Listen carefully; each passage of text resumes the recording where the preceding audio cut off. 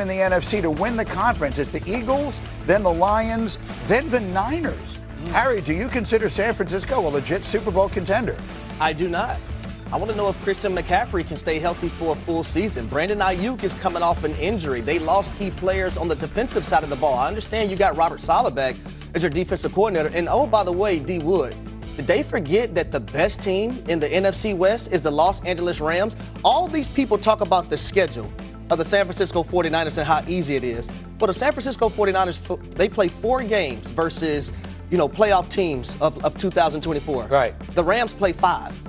And the Rams have a run game, they have a pass game, they have Sean McVay, they have Matthew Stafford, they have that ferocious defensive line.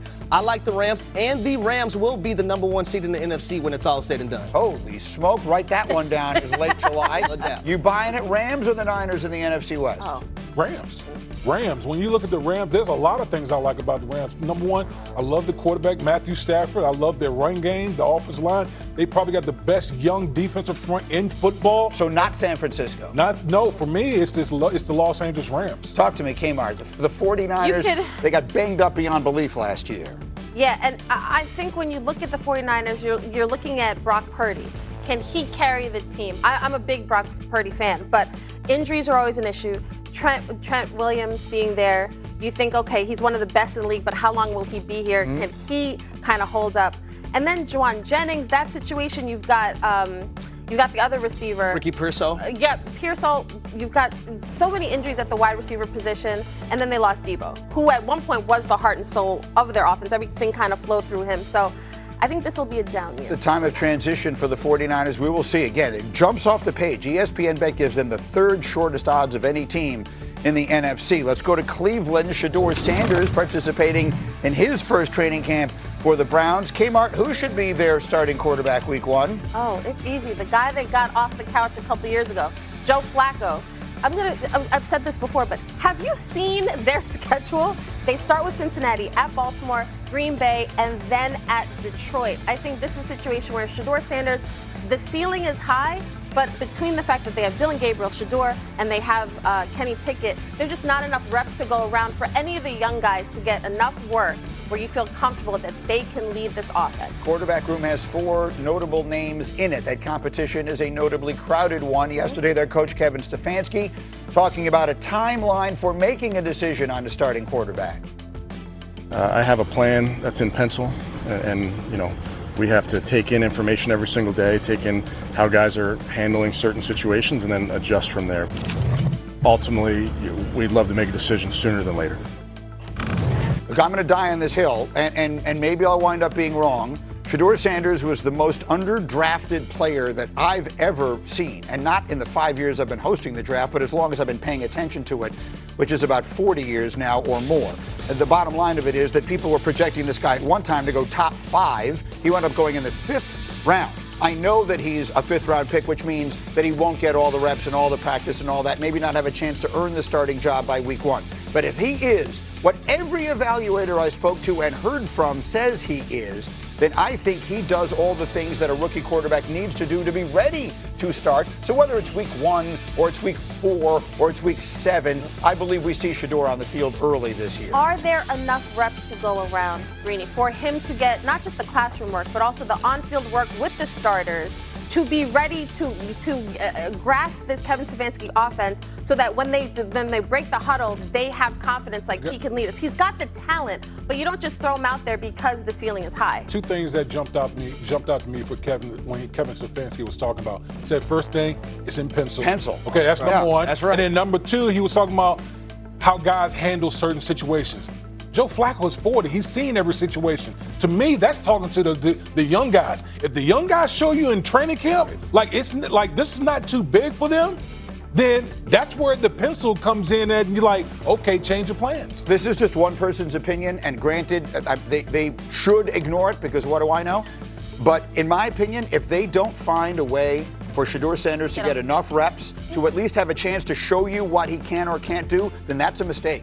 You're not winning a championship with Joe Flacco at any point as your quarterback in Cleveland, and Shedeur Sanders either is or isn't going to be their future. We're talking about Shedeur Sanders, as we should, but keep in mind they have a young quarterback who was drafted 2 rounds ahead of him, in Dylan Gabriel. Right. So it's not just we got to get Shedeur Sanders reps. It's also they have 2 young kids that they really should.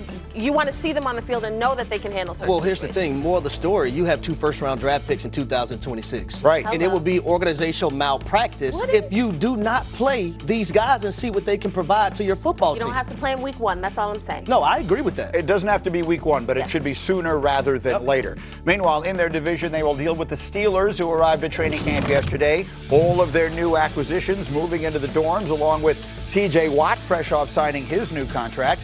Mike Tomlin and the general manager Omar Khan both optimistic about the offseason moves this team has made.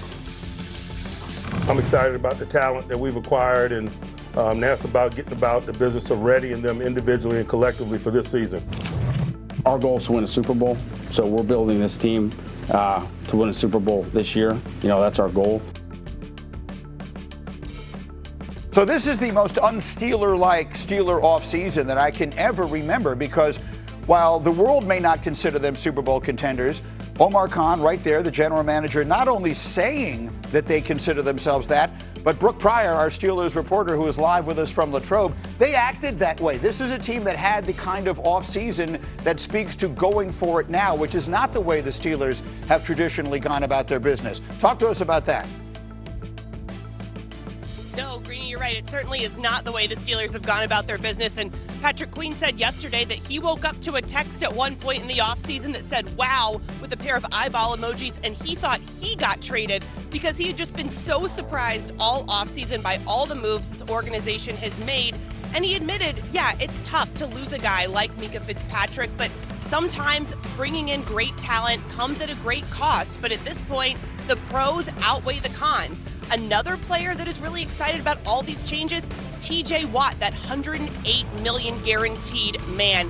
He said he likes the aggressiveness of this front office because he personally is leaving no stone unturned in trying to win a Super Bowl, because he knows there's a different allure with guys who have won a Super Bowl and guys who haven't. And he is tired of hearing T.J. Watt never won a playoff game in his career. Not only does he want to change that, but he wants to win a Super Bowl. So you can tell there is a different buzz around here, not only with the players, but also with Mike Tomlin, who, let me tell you, that man is fired up to have Jalen Ramsey in the building. He likes his versatility. He was asked, what position is Jalen Ramsey going to play? Where is he going to start? And Tomlin said, I don't care where he starts, but he's going to start. All 3 of those corners will be on the field all the time.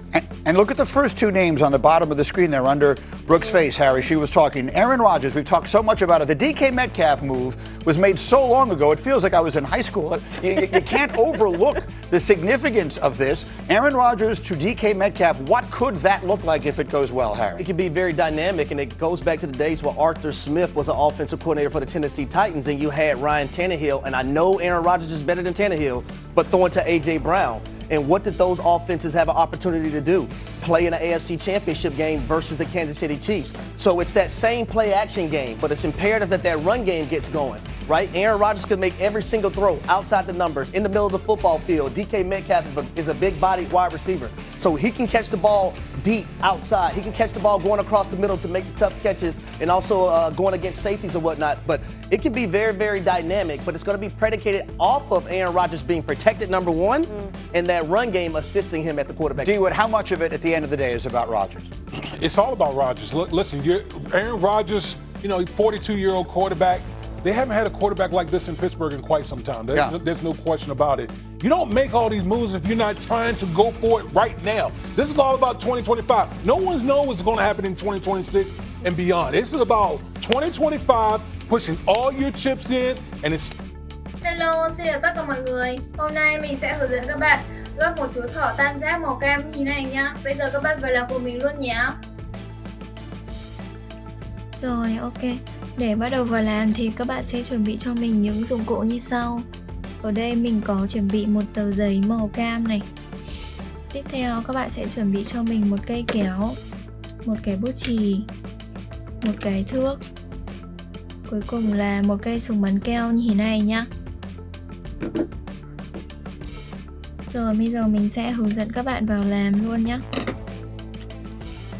Các bạn sẽ lấy cho mình cái bút chì và thước kẻ, đo cho mình kích thước của cái tờ giấy này. Nó sẽ là 14 cm này.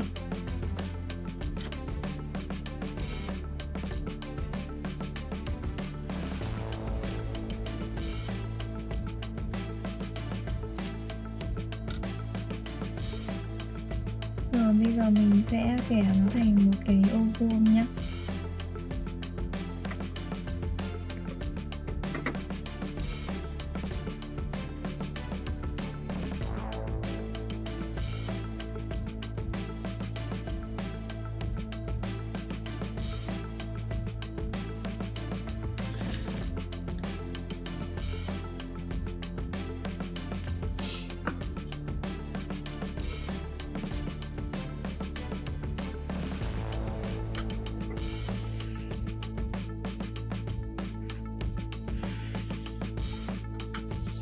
Giờ mình đã kẻ xong được một cái ô vuông như thế này rồi. Bây giờ mình sẽ dùng cây kéo này để mình cắt cái ô vuông này ra nhé.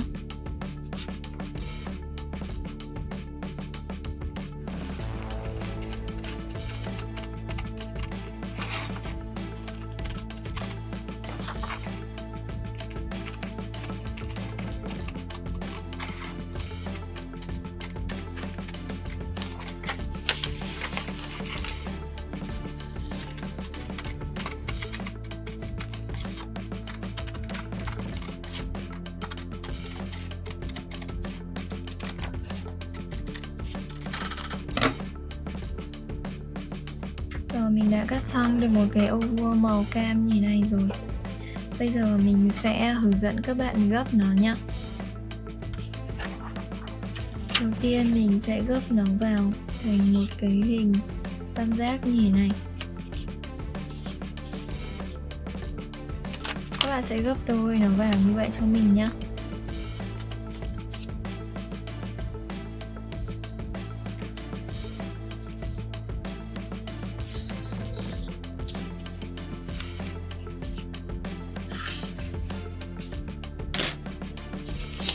Tiếp theo mình sẽ dở nó ra, rồi các bạn gấp tiếp lên trên đây cho mình.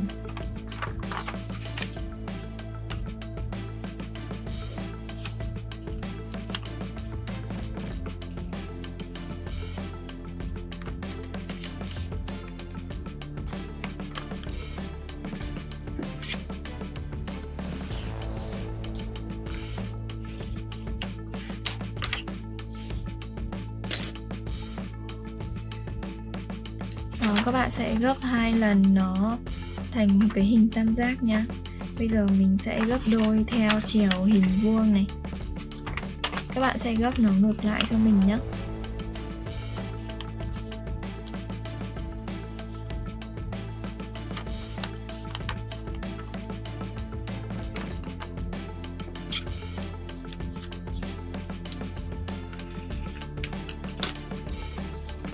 Rồi tiếp theo mình sẽ gấp nó tiếp này.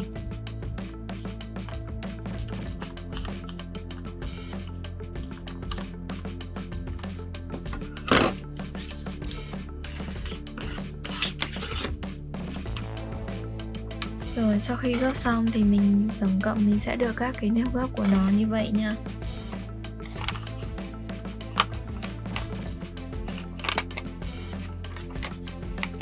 Bây giờ các bạn sẽ gập các cái phần này nó vào. Đó, mình sẽ gập nó vào thành một cái hình tứ giác như thế này.